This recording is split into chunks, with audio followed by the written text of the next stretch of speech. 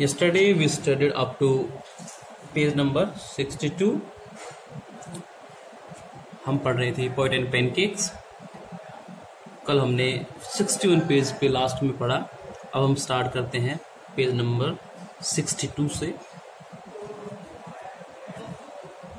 A lot of rostock and pancakes were used on it.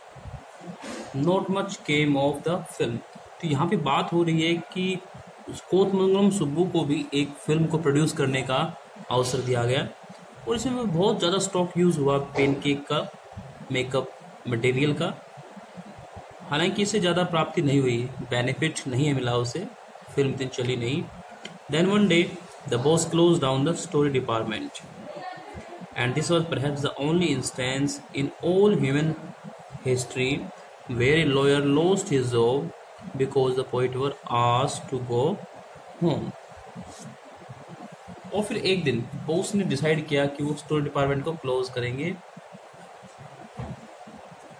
Boss ने decide किया कि एक दिन वो स्टोरी डिपार्टमेंट को क्लोज कर देंगे और शायद ये एकमात्र this was the only instance in human history, मानव इतिहास की ही बात कर रहे हैं, where a lawyer lost his job, जहाँ पे एक लॉयर ने अपनी जॉब खो दी, because the poet were asked to go home, सिर्फ इसलिए कि पोइट्स को घर जाने के लिए कह दिया गया, उनकी जॉब खत्म कर दी गई, उन्हें फायर्ड कर दिया गया। अब क्योंकि लॉयर का जो अटेंडेंस रोल था वो स्टोरी डिपार्टमेंट के अंडर आता था और स्टोरी डिपार्टमेंट यहाँ पे क्लोज कर दिया गया है, तो this was why lawyer has lost his job. Gemini studios was the favourite haunt of poets like S.D.S. Yogier, Sangu Subramaniam, Krishna Shastri and Harindranath Chattopadhyay. ये जो जेमिनी स्टूडियो था यहाँ पे बहुत ही मशहूर पोइट्स आते थे, ये उनका हॉन्टेड प्लेस था, यानी they visit this studio again and again. इसमें से कुछ एक नाम यहाँ पे दिए गए हैं। S.D.S. Yogiyar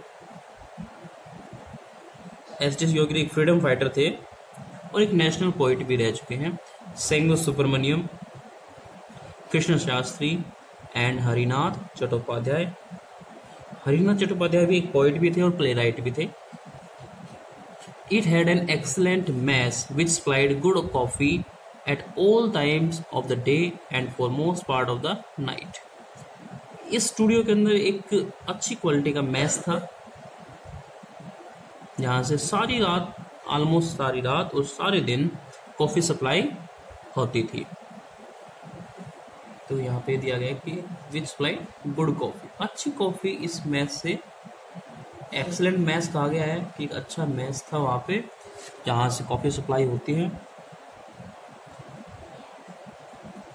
the whole day and the most part of night.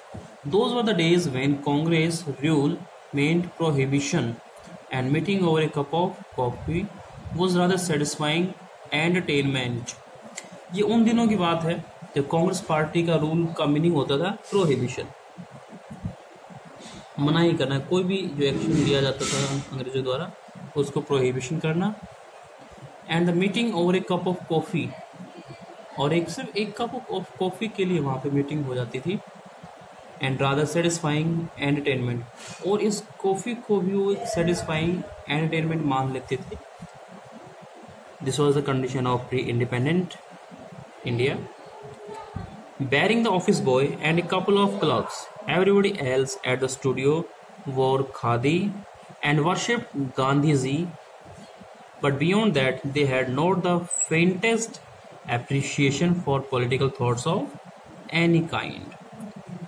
इस जेमिनी स्टूडियो के अंदर ऑफिस बॉय और कपल ऑफ क्लर्क्स को छोड़ करके, कुछ एक क्लर्क्स जो वहाँ पे काम करते हैं, जो बाबू काम करते हैं, everybody else at the studio wore khadi, इनको छोड़ करके सभी लोग वहाँ पे खादी पुट ऑन करते हैं, खादी कपड़े पहनते हैं और गांधी जी को वर्शिप करते हैं। बट बियॉन्ड दैट, लेकिन इसके बाद they had not the faintest appreciation for political thoughts of any kind, khadi पहनने के बाद और गांधी जी को वर्शिप करने के सिवाय उनका पॉलिटिक्स में कोई फेंटेस्ट, हल्का सा भी, स्लाइटेस्ट भी एप्रिसिएशन नहीं था। वो इसको अप्रिशिएट नहीं करते थे पॉलिटिकल थॉट्स को गांधी जी के एनी काइंड, किसी भी तरह से। Naturally they were all averse to the term communism, और जाहिर सी बात थी वो सब लोग एवर्स थे, अपोज में थे to the term communism. Communism के बाद में साम्यवाद के बारे में। A communist was a godless man. Communist कौन होता है? Communist was is godless man. एक गॉडलेस मैन, एक एथिस्ट कहिए, कि भगवान में विश्वास नहीं करता। ही हैड नो फिलियल और conjugal love.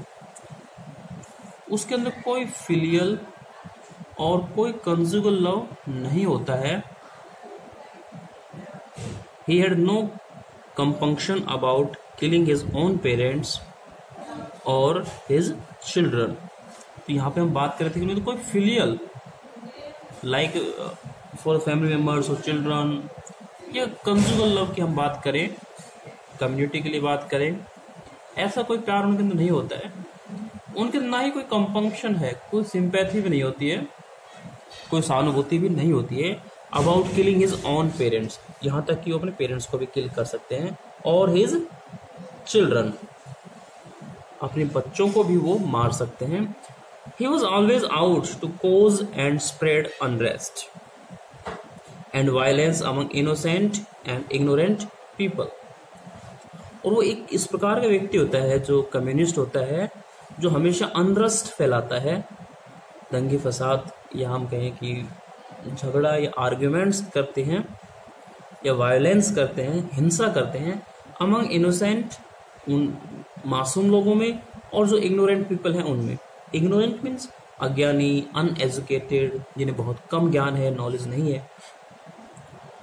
Such notions which prevailed everywhere else in south India at that time also. इस प्रकार के जो नोशंस थे, हमने इग्नोरेंट वर्ड यूज किया, अज्ञानी होता है, लेस नॉलेज, अनरेस्ट की बात करें, दंगे करवाना, वायलेंस, हिंसा।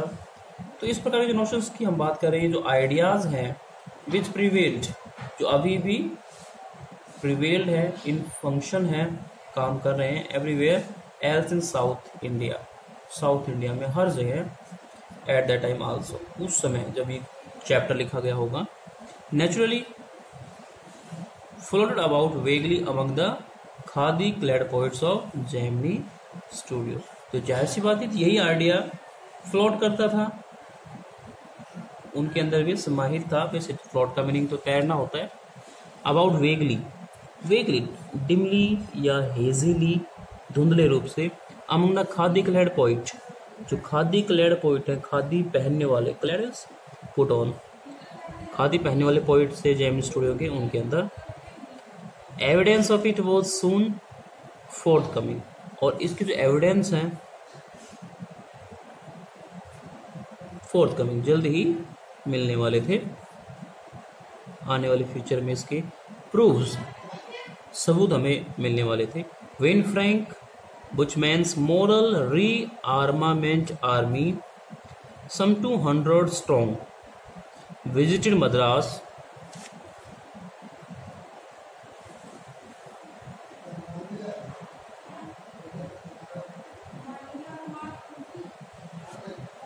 इसके जो एविडेंस है हमें तब मिले जब फ्रैंक बुकमैन कह लीजिए, बुकमैन्स के मोरल रीआर्मामेंट, MRH हम शॉर्ट में कहते हैं, वो आर्मी कोई 200 की स्ट्रेंथ वाली ये ग्रुप था, ट्रूप थी, विजिटेड मद्रास समटाइम्स इन 1952, और इसने मद्रास को विजिट किया कोई 1952 में। They could not have found a warmer host in India than the Gemini Studio. तो इन्हें ज़्यादा वार्मर, ज़्यादा लविंग होस्ट मिल ही नहीं सकता था जो उनको अप्रिशिएट कर सके then Gemini studio, Gemini studio को छोड़ करके। Someone called the group an international circus. कोई इस ग्रुप को इंटरनेशनल सर्कस कहता है। Though it was not a circus, they weren't very good on the trapeze and their acquaintance with animal was only at their dinner table. हालांकि उनकी ट्रेपेज में जो animals वाले जो कलाकृतियां हैं या जो कला है, जो एंटरटेनमेंट करने की जो उनकी कैपेसिटी है, उनसे वो बहुत दूर थे। यहाँ तक कि उनकी जो एक्वेंटेंस थी, जान पहचान थी एनिमल्स की, वो सिर्फ उनके डिनर टेबल तक थी।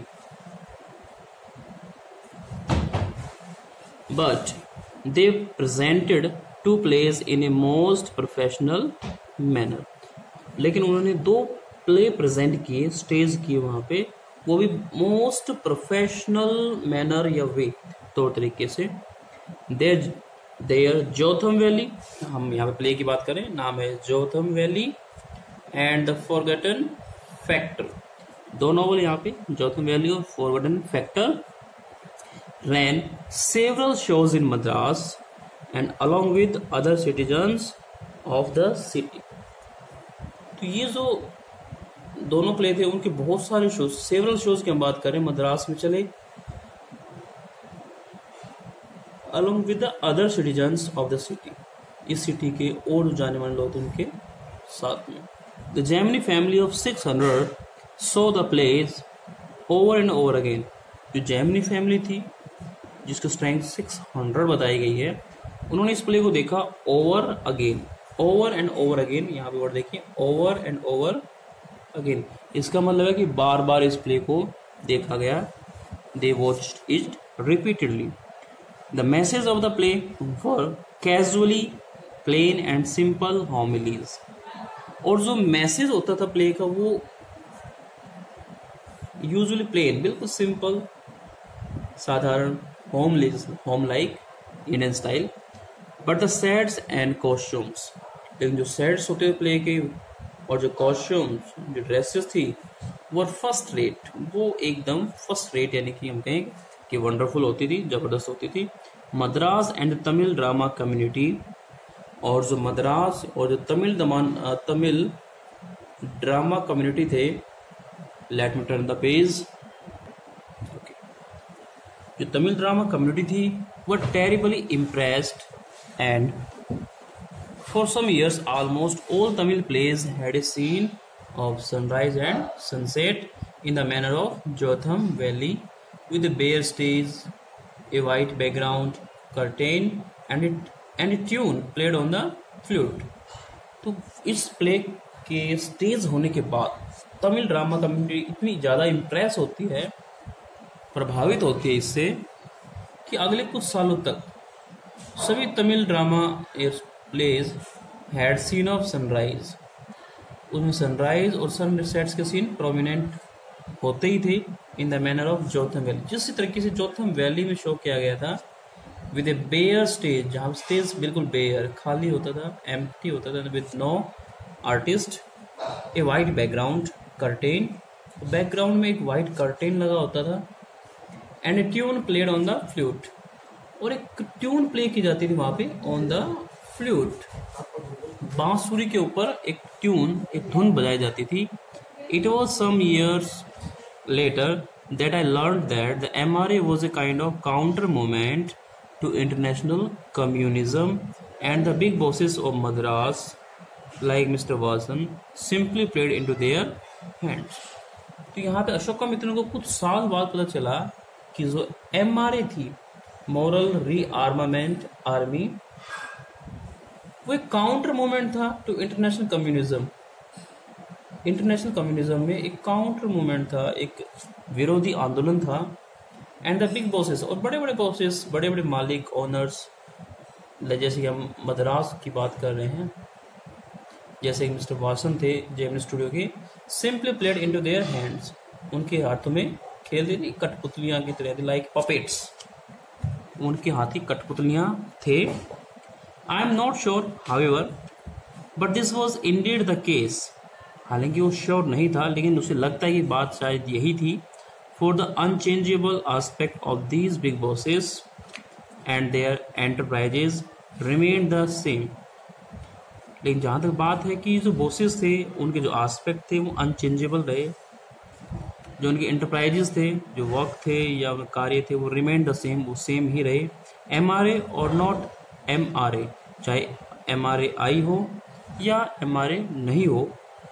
इंटरनेशनल कम्युनिज्म और नो इंटरनेशनल कम्युनिज्म, कि चाहे अंतर्राष्ट्रीय कम्युनिज्म थी या फिर कम्युनिज्म नहीं थी, इन बॉसेस को कोई फर्क पड़ता नहीं। The staff of Gemini studio, हम यह बात करें कि इंटरनेशनल कम्युनिज्म चाहे हो या इंटरनेशनल कम्युनिज्म ना हो, इन बॉसेस को, बिग बॉसेस को कुछ भी, उनके एंटरप्राइजेस को कुछ फर्क नहीं पड़ता। दे रिमेन द सेम, वो सेम ही रहे।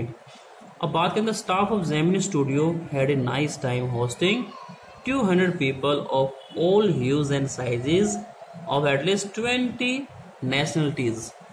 चाहे कुछ भी हो, जेमिनी स्टाफ के लोगों को बड़ा मजा आया इन लोगों के होस्ट होते हुए, और जेमिनी स्टूडियो में उनको जगह देते हुए वे उनके होस्ट बने, मेजबान बने, और करीबन 200 लोगों को उन्होंने होस्ट किया यहाँ पे, जो कि of all huge and sizes की बात करें, जो अलग अलग ह्यूज, अलग अलग कलरिंग शेड्स के लोग थे। कॉम्प्लेक्स की बात कर रहे हैं, रंग की बात कर रहे हैं, शारीरिक सुंदरता की बात कर रहे हैं, और साइज, उनकी जो हाइट थी वो भी वेरी करती थी। एटलीस्ट 20 नेशनलिटीज, और ये लगभग 20 देशों से संबंधित थे। It was such A change from the usual collection of crowd players, और ये थोड़ा चेंज था, स्टूडियो का थोड़ा चेंज था, from the usual collection of crowd players waiting to be slapped with thick layers of makeup by the office boy in the makeup department। जो पुराना process था कि जिस दिन क्राउड शूटिंग होती थी, क्राउड प्लेयर्स थे तो वो वेटिंग करते थे, इंतजार करते कि उन्हें भी स्लैप किया जाए विथ थिक लेयर्स, उस मेकअप की, उस पेन केक्स की जो लेयर्स है, जो मेकअप मटेरियल है, वो उनके चेहरे पे स्लैप, यानी उन्हें बुरी तरह से ट्रीट किया जाता था। कोई रिस्पेक्ट पे नहीं की जाती क्राउड शूटिंग वाले लोगों को, जो क्राउड प्लेयर्स थे। तो उससे थोड़ा सा चेंज उन्हें मिला। A few months later, the telephone lines of the ring of the big bosses of Madras buzzed, and once again we at Gemini Studio cleared a whole shooting stage to welcome another visitor। कुछ महीनों बाद एक बार फिर यहाँ पे big bosses थे जो मद्रास के, उनके यहाँ पर टेलीफोन लाइंस ने बजिंग करना शुरू किया, रिंगिंग करना शुरू किया, यानी वहाँ पे टेलीफोन्स आना शुरू हो गए। And once again we at Gemini studios cleared a whole shooting stage, कि हम सभी ने जेमिनी स्टूडियो के जो भी स्टाफ मेंबर्स हैं उन्होंने एक शूटिंग स्टेज फिर से क्लियर कर दिया, टू वेलकम अनदर विजिटर, एक और विजिटर को वेलकम करने के लिए। All they said was that he was a poet from England, और जो लोग बातें करते थे उनको सिर्फ इतना ही पता था कि कोई पोइट आ रहा है, that he was a poet from England, England से कोई पोइट आने वाला है। The only poets from England the simple Gemini staff knew or heard of, और जो एक दो इंग्लिश पोइट के बारे में इस स्टाफ ने, जेमिनी स्टूडियो के स्टाफ ने सुना है या वो जानते हैं, वर्ड्सवर्थ। हम बात करें विलियम वर्ड्सवर्थ की, हम बात करें टेनिसन की, केवल एक दो जो वेल नोन पोइट थे उन्हीं के बारे में उन्होंने सुन रखा है। The more literate ones knew of Keats, और जो ज़्यादा ही लिटरेट थे, ज़्यादा ही एजुकेटेड थे, लिटरेचर में इंटरेस्ट रखते थे, स्पेशली इंग्लिश लिटरेचर में, उन्होंने किड्स, जॉन किड्स की हम बात करें, जॉन किड्स का नाम सुन रखा था। शैली, पीबी शैली, हम जानते हैं PB Shelley well known poet है। एंड बायरन, आर बायरन की हम बात कर सकते हैं।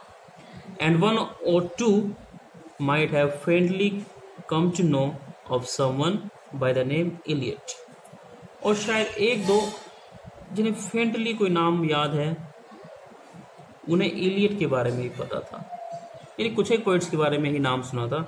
Who was the poet visiting the Gemini studio now? अब now the question arises, question ये उठता है कि इस बार जेमिनी स्टूडियो में कौन सा विजिटर आ रहा है, कौन विजिटिंग करेगा जेमिनी स्टूडियो में। He is not a poet. फिर बात आई कि he is not a poet, कि वो कोई पोइट नहीं है बल्कि एन एडिटर, कि वो एक एडिटर है। That's why the boss is giving him a big reception, और यही कारण है कि वो एडिटर है तो बॉस उसे एक बड़ा रिसेप्शन, एक अच्छा वेलकम देना चाहता है। Vasan was also the editor of the popular Tamil weekly Ananda विकेतन।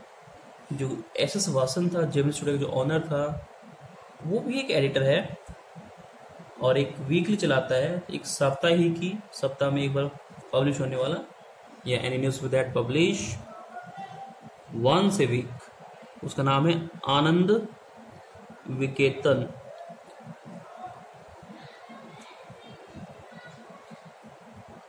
He wasn't the editor of any of the known names